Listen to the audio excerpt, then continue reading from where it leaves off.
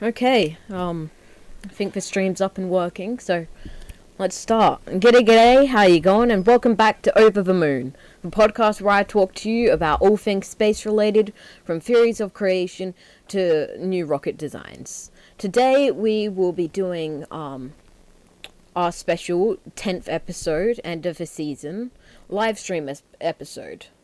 As you probably know, I missed the last few episodes of Over the Moon. I missed episode 7, 8, and 9. I mean, 8, 7, 8, and 9. So we are going to be doing both 8, 9, and a smaller 10 today, plus the question section. So what episode 8 was going to be was going to be on the Skylon, a very interesting SSTO that could possibly end up working. So the Skylon is an interesting idea for an SSTO being developed by reaction engines.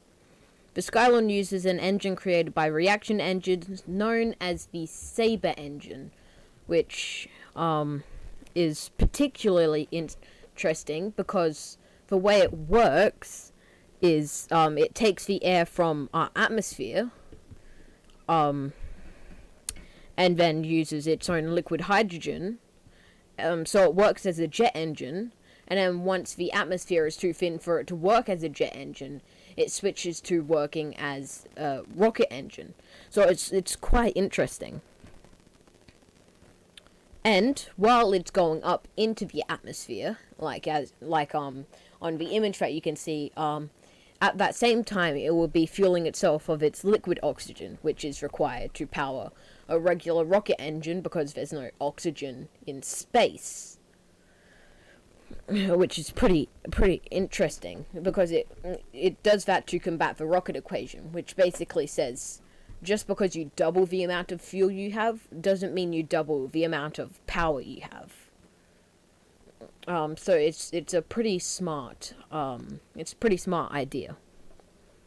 So the Skylon will take off from a specialized runway built specifically for the Skylon, and then it will accelerate to Mach 5.4, which is 5.4 times the speed of sound, by 26 kilometers or 85,000 feet in altitude.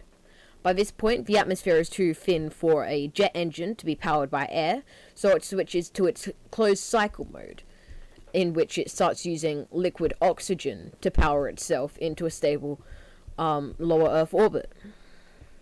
The Skylon is capable of a payload weight of up to 17 tons or 37,000 pounds to lower Earth orbit, 11 tons or 24,000 pounds to the ISS, and 7.3 tons or 16,000 pounds to GTO or geosynchronous transit orbit. After placing its payload into orbit, it will re-enter the Earth's atmosphere. The Skylon will be protected from re-entry heating by the skin of the beast. The Skylon is made of ceramic composites, which are very strong against high heats, so it doesn't need like an ablative heat shield like most re-entry modules would. The Skylon will then land on a specially built runway before being inspected and repaired in any places where it needs to be. The Skylon will take approximately 2 days turnaround, so 2 days for it to be ready to fly once again, and will be able to complete, with just one plane, 200 orbital flights. The Skylon began its designing in 1982 as a part of a British program known as the HOTO, or Horizontal Takeoff and Landing Program. 1982 was also the time of the space shuttle, when humans were determined to come up with a reusable rocket system, so the interest of the HOTO program was spectacularly high. The Skylon was designed as a part of this program by British Aerospace and Rolls-Royce. Yeah, Rolls-Royce, the car company, helped try and build the first ever successful SSTO. The British government gave the program €2 million to refine the plans. During 1988, the British government withdrew from the program, causing it to be terminated. Due to this, the rocket was unable to be further refined and built until 1988, when Alan Bond, John Scott, and Richard Varville created Reaction Engines Limited, the point of which was to create a reusable rocket. In 1993, Reaction Engines Limited announced the Skylon spaceplane. The Skylon was a redesign based on the previous HOTOL program. In June 2011, Reaction Engines Limited announced that the program would cost $12 billion to be built, with the targeted deadline being this year, 2020, depending on their funding. The Sabre engine has gone through much development, starting in 2000 when they started testing on the engine's precooler. From 2007 to 2009, Reaction Engines Limited worked alongside the University of Bristol and Airborne Engineering to develop Project Stern, which tested the Sabre engine's ignition system. Project Stern then continued into Project Strict, which investigated the stability of the engine's exhaust flow and the dissipation of the engine's heat into its walls. These projects were both said to have been great successes. Static testing of the engine's precooler started in June 2011. In April of 2012, Reaction Engines Limited announced... Sorry, that was two sentences. Static testing of the engine's precooler started in June 2011. In April of 2012, Reaction Engines Limited announced the success of the creation of the first series precooler on the 10th of July 2012. Reaction Engines Limited announced the second of 3 tests of the precooler were completed successfully, and that the next and final tests would start in August that year. Those tests were finished successfully. On May 9th of 2011, Reaction Engines Limited announced that a prototype Skylon would be launching in 2016. On November 8th, Alan Bond announced that the Skylon would be coming into service between 2021 and 2022 instead of their previous goal of 2020. So, you should probably continue following this to see if it does end up launching next year or in 2 years. In November 2012, Reaction Engines Limited announced that they would commence work on a 3.5-year-long Sabre engine prototype to test its performance. In conclusion, the Skylon is a very cool design with high capabilities, but they need to be able to reach the funding required. So next up will be about a company known as Bigelow Aerospace. So Bigelow Aerospace, it's pretty interesting, so don't leave. So, Bigelow Aerospace is a startup company founded by Robert Bigelow in 1999. Bigelow Aerospace was made with the goal of creating single-launch space stations via inflatable modules. Bigelow is mostly funded by Robert Bigelow's other company, Budget Suites of America.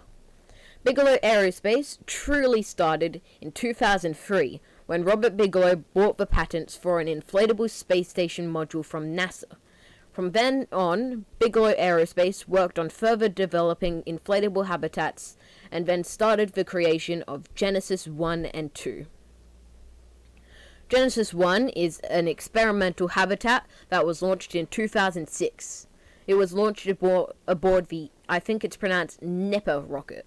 It's spelled DNEPR, and I'm pretty sure the D is silent, by Cosmotraz, a joint space company. Once Genesis 1 was in orbit, control over it was shifted over to Bigelow Aerospace. The main objective of the Genesis 1 mission was to test out the habitat and make sure it worked. While in orbit, they had various systems monitoring things such as the radiation levels on the interior. Apart from science systems inside, Genesis 1 also had a payload of pictures of those who donated some money to them. So they basically paid Bigelow Aerospace to chuck a bunch of pictures in there. It's kind of like with the Perseverance and I'm pretty sure also Curiosity.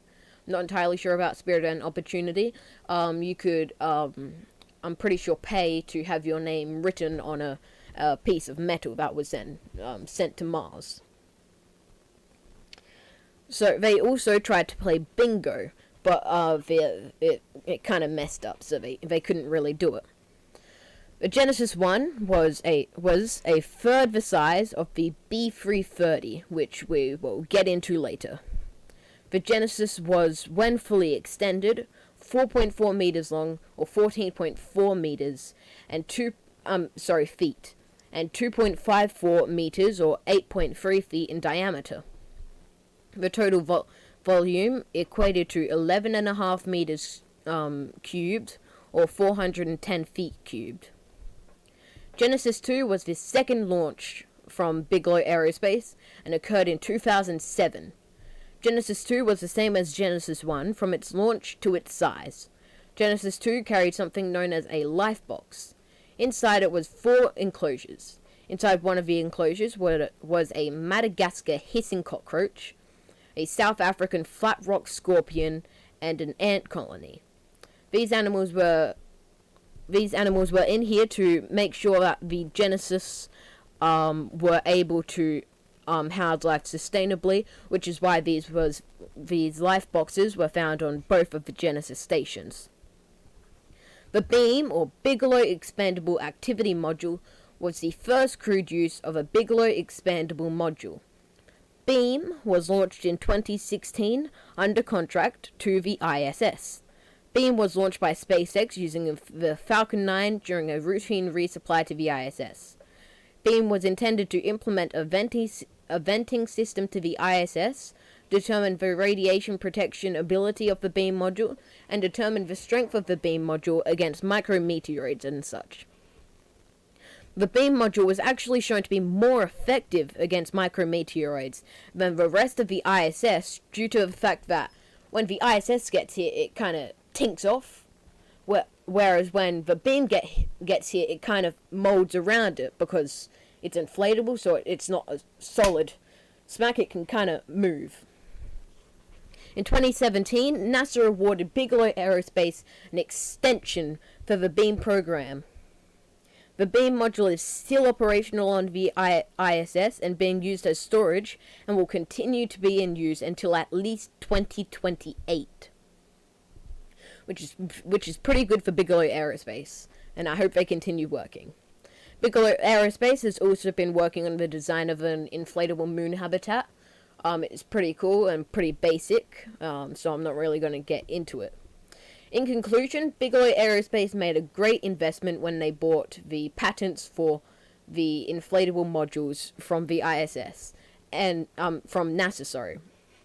And I hope to see what they do later on the track.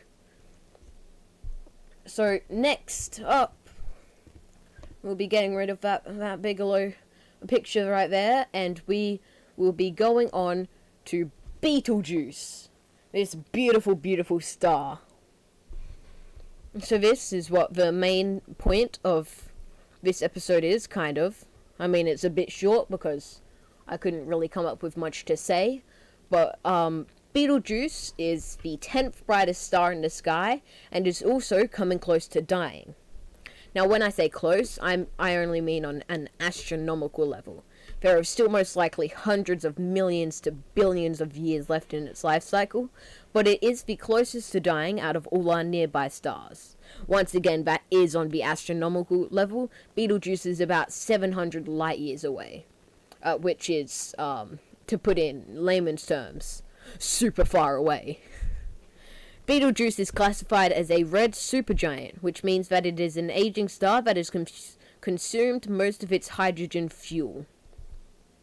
Betelgeuse is the largest star that we can see with the naked eye, and if it were our star, it would have engulfed all of the inner planets and reached, possibly, even Jupiter. There are still bigger stars in the galaxy, but you probably wouldn't be able to see them without a pretty sizable telescope. Betelgeuse doesn't have a specific date of recognition. It probably goes back to, like, the dawn of time, but it was first seen to be noted somewhere between 8th century BCE and 6th century CE. Betelgeuse's variation in brightness wasn't noted until 1836, when Sir John Herschel noted that the brightness was varying in his book Outlines of Astronomy. Between 1836 and 1840, he noticed the change in magnitude, in other words brightness, when it was bright enough to outshine even Rigel, sometimes and then not other times. In 1920, Albert Michelson and Francis Pease mounted a large 6-meter or 20-foot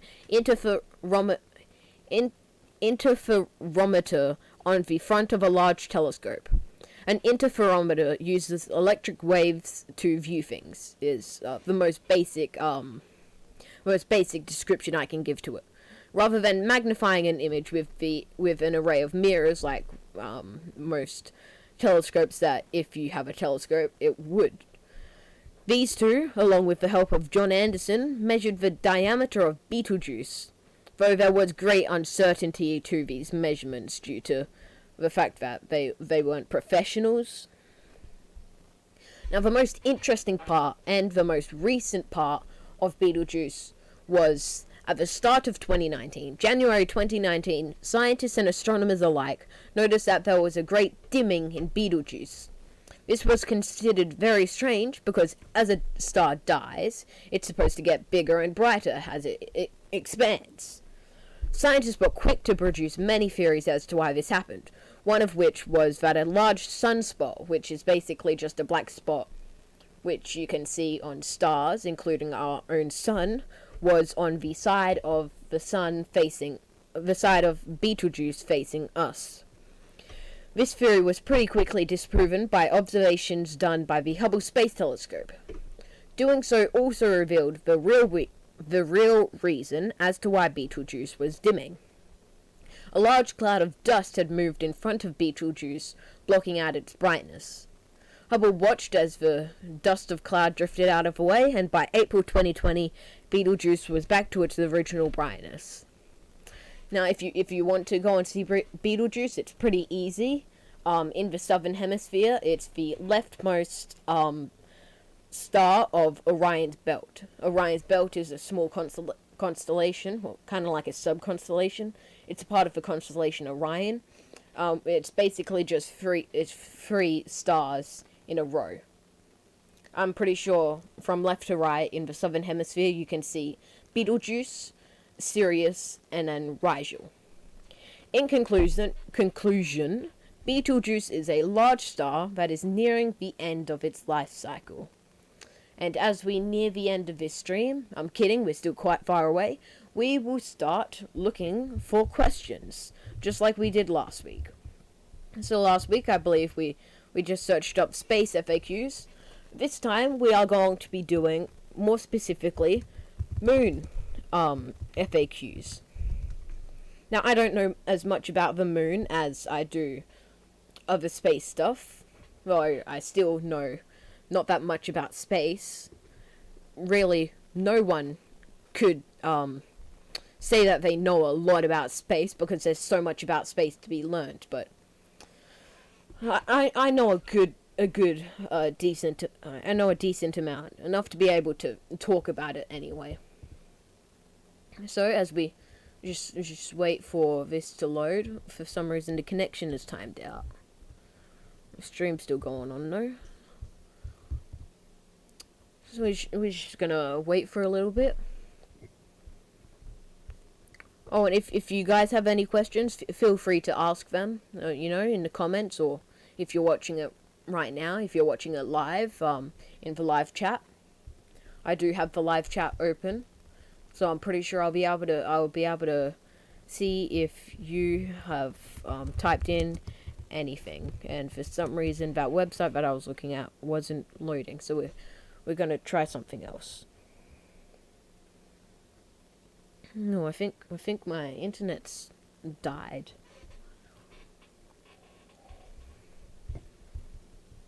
I'm not sure what's going on here.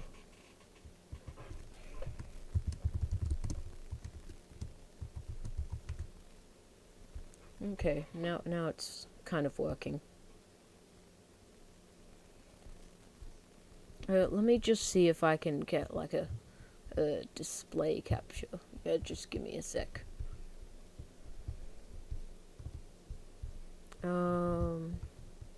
Sorry about this. I really probably should have prepared better. Display capture. Okay.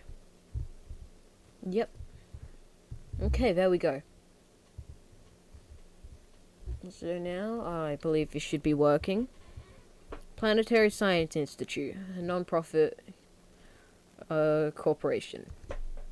So, any new developments of studies of the moon? So this actually has the answers as well. Yes, water ice has been detected in shadowed craters on the moon. So the reason why this is interesting is because if we were to send a mission to the moon to create a colony on the moon, we'd rather be able to we'd prefer to be able to just get water from the surface of the moon rather than having to consistently get resupplies from Earth. Just the way this water is frozen in there, I'm pretty sure it's quite hot. Oh wait, no, that's in the surface. So there's also water in the actual surface of the moon. It's like if you picked up moon dust, there's a good chance there was some water in some of that. Just the way they'd have to get the water out of this would be quite hard, quite difficult. They basically, I believe, have to shoot it with like electricity to shoot the water out, kind of. Since the moon is similar in composition to Earth's mantle, is there a mechanism which would accrete precious minerals into mineable concentrations? It's unlikely. I personally don't really understand the question. Where are the 880, probably closer to 840 pounds of lunar rocks? Most of them are stored at Johnson Space Center. Now, a while ago, I watched one of NASA's podcasts. You should probably go and check it out. I'm pretty sure you could find it pretty easily just by going on the NASA website or searching up. The name of it is Houston, We Have a Podcast. So yeah, nearing the launch of Apollo 11, they had to come up with a way to be able to house lunar rocks in an environment where it wouldn't be affected by anything on Earth. So they basically built Johnson Space Center in Houston specifically for housing lunar rocks, which is pretty interesting. Is there magma currently inside the moon? It would be pretty hard for us to find out. It's unlikely because of how cold the moon is. But yeah, if we could get a drill on there, we could probably find out. It probably does have a core. It's just most likely all solid iron. What contributes to the heat of the moon? The majority of it is probably from the decay of radioactive materials. It's unlikely that there is any heat left over from when the moon formed, when it was molten. Okay. Let's just go down to question 20. How does Maria fill up the craters? The lava flowed into the crater through gaps or low spots along the rim. Okay. So the last question on here is, how was it determined that the impact of Earth... Okay. So, how was it determined that the impact of Earth to creation of the moon occurred in a month? We can only give a general answer to the question. Computer modeling. So it's kind of like Kerbal Space Program. They create a program that can simulate physics pretty much perfectly, and then they have this stuff happen in that program, similar to how it would have in the real world, and then they watch it, and whatever happened is most likely what happened. Why does the moon appear round? It's not perfectly round. The moon is pretty much round. I'm pretty sure because it is basically a mini planet. So in my first episode of Over the Moon, I explained the theories of how the moon was created, and the most compelling one being that quite some time ago, when the Earth was basically a molten ball of lava, a planet collided, Theia collided with the Earth, knocking off some of that molten lava, and then that molten lava solidified, and it became the moon. So the reason that it's so circular is because it had the same process of becoming a moon as planets have of becoming a planet. It starts off as lava and then solidifies. Okay, so on to planetarium.madison. Is that what we were already on? No, it isn't. Okay, it's taking a bit of time to load again.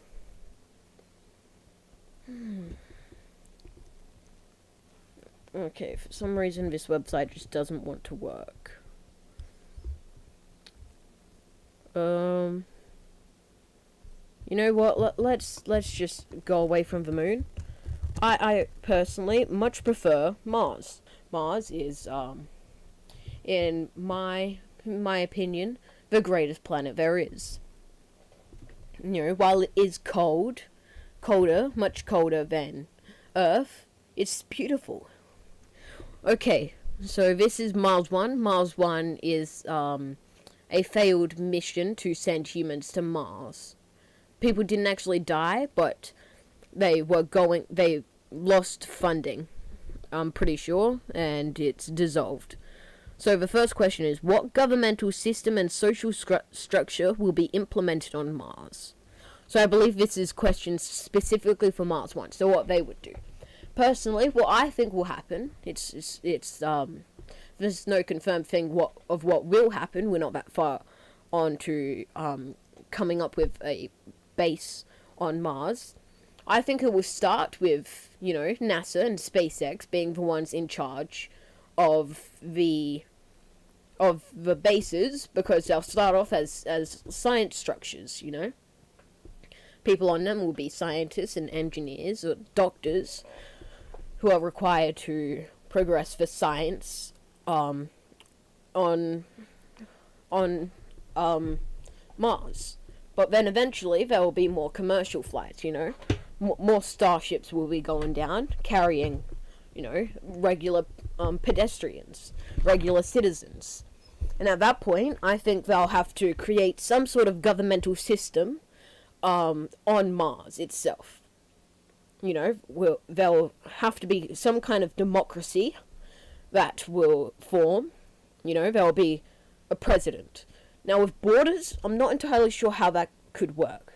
Though this could all be at a time when we've managed to jumpstart Mars's magnetosphere, and there could be actual water on there. But it really depends, who gets there first, and what happens on there. Will the mission be harmful to Mars' environment? Once again, it depends.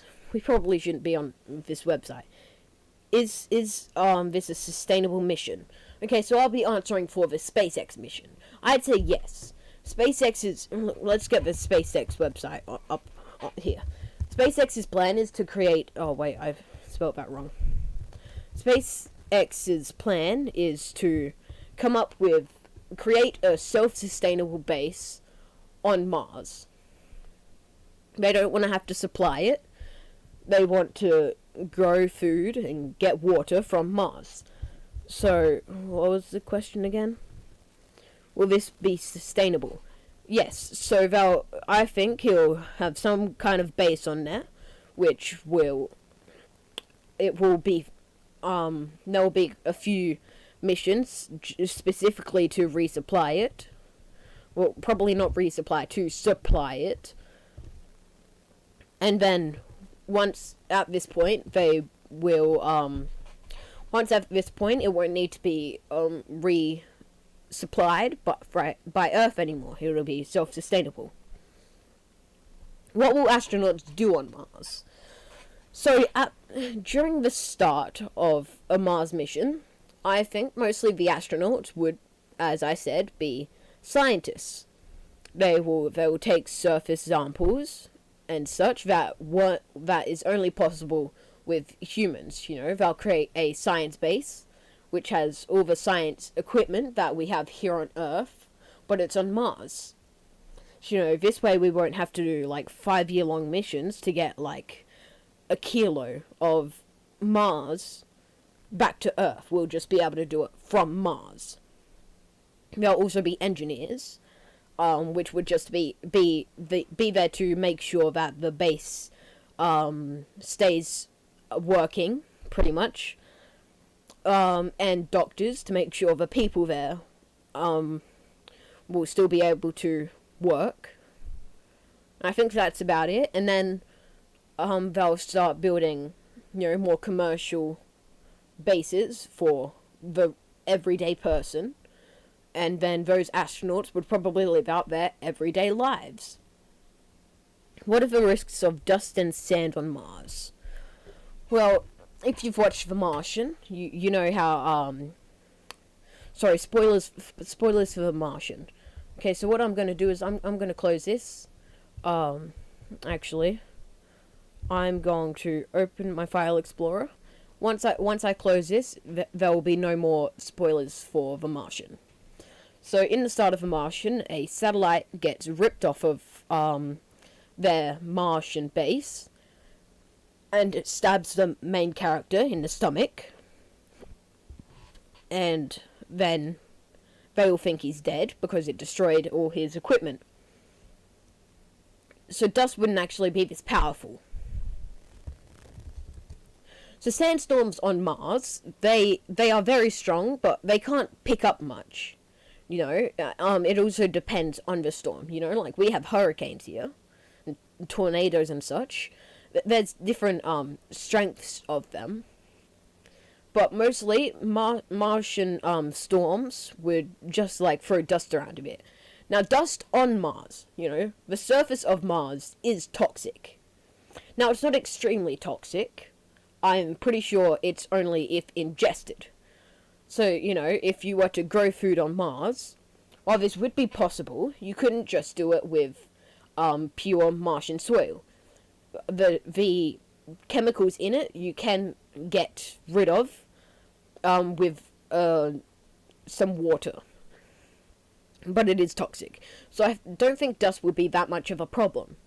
A Martian base would have an airlock, and, any dust from an astronaut's spacesuit would be kept in the airlock, and the airlock would be regularly cleaned, so I don't think it would pose as much of an issue. Is it safe to live on Mars? Now, with a Martian base, it would be equipped with everything that would be required for life, and probably some things that most likely wouldn't be required for life, and are just there for redundancy. So, living on Mars itself, that would be, I think, perfectly safe. It's just always possible for something to go wrong. Now, how likely is it that something goes wrong? Not very. It is possible, but not very likely. Well, it's highly likely. It's not highly likely that it will be something that could destroy the entire mission. It's safe to live on Mars, just there's bound to be issues that we could never have foreseen. Like a virus that could take over an entire colony. And we have no idea how to fight it because we've never seen it, If we were to find life on Mars, it could be completely different to any life on Earth. So there's lots of unknowns, but from what we know, we are coming up with ways to combat that, and ways to combat the unknown. How safe is the journey? So while in space, on Earth, you have lots of gravity. I can't remember how much gravity it is exactly. Well, you have 1g. You have constantly, basically 1g. It may change a bit depending on how fast you're moving. pilots, for instance, they can experience higher and lower Gs. But your organs and such, they are expected to get this much gravity. They expect to have always 1 G. So, astronauts in space, if they were to not do any exercising or have any sort of gravity, if they were up there for too long, they would lose their muscles. Even when astronauts exercise, if you've seen videos of astronauts coming back from the ISS, they're usually carried out of the capsule by a crew. Because even with all of their exercising, they've lost so much muscles that they can barely even stand. So, a mission to Mars, unless you have some sort of artificial gravity or a ton of exercise, you most likely wouldn't be able to come back. Because a mission to Mars would be well over 2 years. If you were going to do a return trip, it would probably end up being 5 years. 5 years of not having 1G, that'll most likely completely mess up your muscles to the point where they're not coming back. There's also your bones. They can lose density because they expect a certain amount of gravity, and when they don't get that, they start to basically become lazy. They don't know how to combat this. Your organs, your heart, while in space, it doesn't have to pump as hard. So, astronauts, when coming back from space, they have a higher risk of heart attacks because their heart has significantly weakened. And it goes for all of your organs. And your eyes. I don't know much about this eye one. I just heard about it in a video. So your eyes require fluid, and while in space, this fluid's not getting pumped around properly. So there's also the chance of going blind. And cancer and such is also much higher risk. So most likely, if you're going to do a mission to Mars, you wouldn't be able to get back because of all the stuff that you're not getting that you would be getting from on Earth. Now, how long does it take to travel to Mars? It takes between about 6 and 9 months. There's no exact time, but during a Mars transit orbit, which occurs around 2 years, I think it's every 26 months, because Mars and Earth, they don't travel in a perfect circular orbit, so a Martian year is twice as long as an Earth year, so you can only rockets are usually shot up every 2 years to Mars because Mars is much closer at this time. And at this time, it takes between 6 and 9 months to get to Mars. Why Mars and not another planet? And why should we go to Mars? Now, I'm pretty sure I've already answered these questions in a few episodes back, one of the first episodes. Now, why Mars, not another planet? We choose Mars because it's the most like Earth. It's rumored that Mars once basically was Earth, just because Mars is that much smaller than Earth. It's 2/3 the size of Earth. Their magnetosphere wasn't strong enough to be able to withstand the power of solar wind. So then it slowly got stripped of its magnetosphere, its atmosphere, and if there was life on there, it most likely would have died at this time. So that's why Mars, because it's basically Earth, but without its magnetosphere. Why should we go to Mars? I also answered this one, and so has Elon Musk. On Earth, if we keep all humans in one place, it's like, I'm pretty sure there's a saying, something like, don't keep all your eggs in the basket. It's the same for humanity. Don't have every single human in the one place. If nuclear warfare were to break out, it's highly likely that the entire human race could be completely decimated. If you're on a planet that it takes, 3 years to get stuff to because of the transit orbit and the time to get to Mars, it's much less likely that humans on Mars were to be completely decimated. So spreading out the human race to different planets makes it much less likely for it to be completely destroyed. So that's all of the questions on the Mars One website. So we will be going over to NASA. We're also going to just take a quick break. I'll be back in like a minute.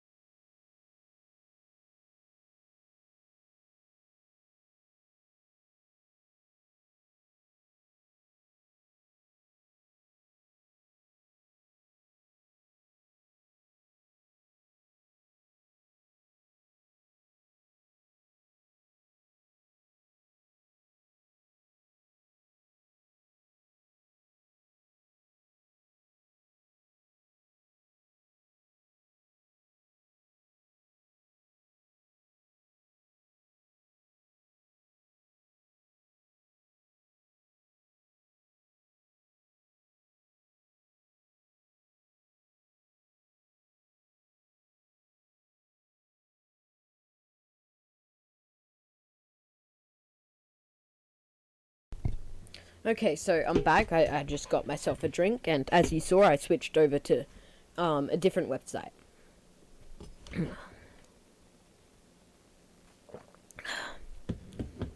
So, what are the differences in interior composition between Earth and Mars? How different, how similar? So, Earth and Mars, as I already said, are basically very similar. They're basically the same planet. Earth's density is still somewhat larger than Mars, but Earth itself is larger than Mars. So really, it's basically the exact same, like slight differences. How do we determine what minerals are on Mars? Well, mostly it's from Curiosity. So Curiosity is the Mars rover, still working, and it has a little drill. It's basically a basically a robot geologist on Mars. So it's been able to look at the surface minerals. And there's other things such as spectroscopies. Spectroscopies, which can look deeper underground, and Martian meteorites. Chunks of Mars, in the early universe. Mars would have been stripped out by, like, little asteroids. So meteorites would have been made, basically mini bits of Mars just flying around. Some of them enter Earth's orbit, and some of them become meteorites and hit the surface. Are pictures of Mars color enhanced or in true color? So, some are true color. Some of the pictures from Curiosity and Opportunity and Spirit. I'm not entirely sure about Spirit and Opportunity, but I know Curiosity, or at least I'm fairly certain, has a color camera, so it did take pictures with color. But some of them are false colors. They basically I'm pretty sure they basically just put the color red, green, and then blue on top. And then that's what it makes it color. Also, some like with the Hubble Space Telescope, images are taken not using like a regular camera, and the telescope doesn't look using mirrors. It uses like wavelengths, so it uses IR. So when NASA gets it back, it's not even an image. They have to. I'm not entirely sure how it works. I don't really know how the Hubble Space Telescope itself works. But it's not an actual image, I'm pretty sure. But then they release it as an actual image.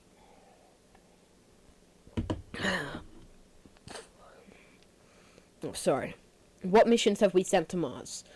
Quite a few. If you'll just give me a second, I have a book. Not entirely sure where it is though.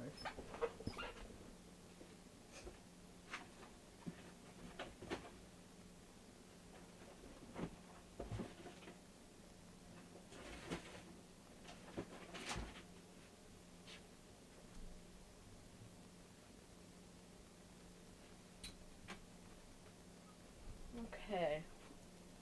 So it would appear I do not. Oh wait, no, there it is. Okay. So I got a book about all the planets in our solar system, and it outlines missions sent to them. So if you just let me quickly get to here's Mars, now let me just get to the page on the missions. Okay, so missions to Mars. Now lots of missions have been sent to Mars. I'm just going to list off the successful ones. So the first successful mission, specifically to Mars, you know, this isn't counting flybys, was Mars 2 and Mars 3, which had an orbiter and a lander. Now the orbiter of Mars 2 and 3 were successes, whereas the landers were failures. Then there was Mariner 9. Oh yes, in my episode about the Voyager probes, I made a mistake. I said that they had the same cameras as the Mariner missions, and I mistook those for submarine missions. They weren't, they were Martian orbiters. Okay, so there was Mariner 9, which was an orbiter. And then there was Mars 5. There was another failed Viking 1 and Viking 2. Now these were the first successful landers. So Viking 1 and Viking 2 were, it's like Voyager 1 and Voyager 2. I'm pretty sure they were shot at the same time. Yep. And it was comprised of an orbiter on each, and am I still live? Yes. An orbiter and a lander. So Viking 1 and Viking 2 were the first ever landed. The first ever man-made objects to land on Mars. Next was the Mars Global Observer, which was an orbiter around Mars. After that, there was our first rover, which was the Mars Pathfinder and Sojourner. So Pathfinder was a lander, Sojourner was a rover. Then there was Mars Polar Lander and Deep Space 2, which was an orbiter. Then Mars Express and Beagle 2, which was an orbiter and a failed lander. Then two rovers, Spirit and Opportunity, our first rovers. And then the Mars Reconnaissance Orbiter, which was an orbiter. Then the Phoenix Orbiter. And then Curiosity. So yes, there's like 50 or so missions that were sent to Mars, but only like 15-20 missions were actually successful. Okay, so are most of the Martian rock samples basalt? That's not that interesting. Okay, what's something interesting? What happened to the atmosphere of Mars? Now that's interesting, because not even I know. That sounded a bit smug. I like Mars a lot. I already said that. So, there are several theories. One of them was a collision, which threw away a lot of the atmosphere. The other one was it being eroded by solar wind, the one that I said. The other one is an ongoing electromagnetic field and solar wind interaction gradually stripped away at the atmosphere, or all of the above. Now, I personally think that the one I said, the solar wind one, is most likely, because we know solar wind exists, and we know that it can be pretty strong. And Mars having a weaker atmosphere than Earth, because it's smaller, makes sense. It just makes sense. How do scientists compare the crater size with overall age for a particular region on Mars? The general approach is to apply a calibration between cratering density and the absolute age that was created for the Moon and Mars as well. The Moon was the only planetary object for which we have collected samples at specific locations on the surface. Okay. Okay, so that's not that interesting. How do they compare the crater size with overall age? I don't even understand the question. Okay. Wait, I can just do this. Okay, so we're gonna stream for like another few minutes. Still no one has asked any questions. That's kind of sad. 30 seconds to Mars. What's this?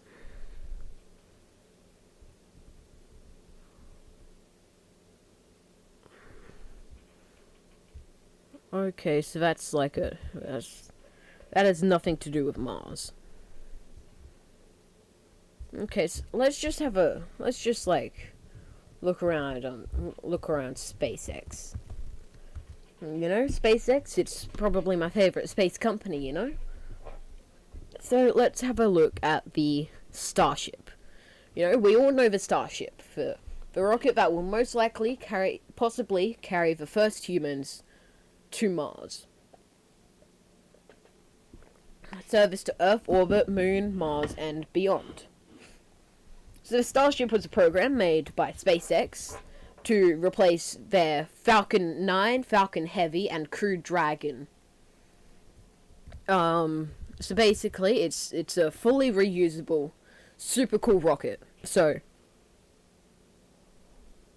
the lower part has a ton of engines. It's called the Super Heavy Booster. It's basically a supercharged Falcon 9 first stage. It also lands just like the Falcon 9 first stage. And then the Starship, the crew part of it, probably the most interesting of it. Now the entire rocket's made out of stainless steel, which is already pretty interesting because it's not something that has ever actually succeeded. So it has 6 engines, and the stomach of it is probably the most interesting part. So the way that it works is it's got 2 layers of stainless steel. So it has the inner layer, then it has some piping, I think. It's either that or just water or liquid oxygen, and then the outer layer. So the outer layer has holes. So basically, the belly of the Starship is like a sweaty bulletproof vest. So the way it works is it leaks fuel. It leaks liquid oxygen, I'm pretty sure, on all over itself, which will cool it down and help it with re-entry heating. Now this is something that actually works, and we know that because it's usually done on planes, on their wings, which is pretty interesting. And something else about the Starship, it can send satellites into lower Earth orbit, which is pretty interesting. It can dock with the space station, similar to the way that the space shuttle docked with the space station. And the most interesting part is the interplanetary transport. So it's basically, with this interplanetary transport part, it's planned to work as a sort of as like a space airliner. So it'll shoot up into space and then land back down on a boat near your destination on Earth. So it's like a plane that goes to space, which is one of the reasons I find it so interesting. So we'll use a super heavy booster to get into orbit. From the top, you get on a boat which takes you out to a sea launch pad. you dock, you get into the starship, you launch up into orbit, then the super heavy booster, it lands. The starship will then do whatever orbital maneuvers are required to get on a collision course with the other boat landing pad. It'll descend into the Earth's atmosphere, trying to use its body to use its surface mass to slow it down as much, and then propulsively land. So I'm pretty sure it doesn't even have parachutes. So it will all land propulsively. And then you will get out of it. It will probably be refueled and used again. You will then get on a boat and go to land. Also, this is the end of the episode. So, I hope you enjoyed this episode. We'll end it with a picture of Beetlejuice. If you did, hit like and subscribe. And I will see you, not next week, because this is the last episode of the season. I will see you next season. Follow me on Facebook and Twitter to find out when it is that the season will start. I'll post on there at some point, probably a week before the first episode of Season 3 goes up. If you have any questions that you'd like to be answered before then, or by the 10th episode of Season 3, send them to me in any way, shape, or form. I don't really care. Just get them to me.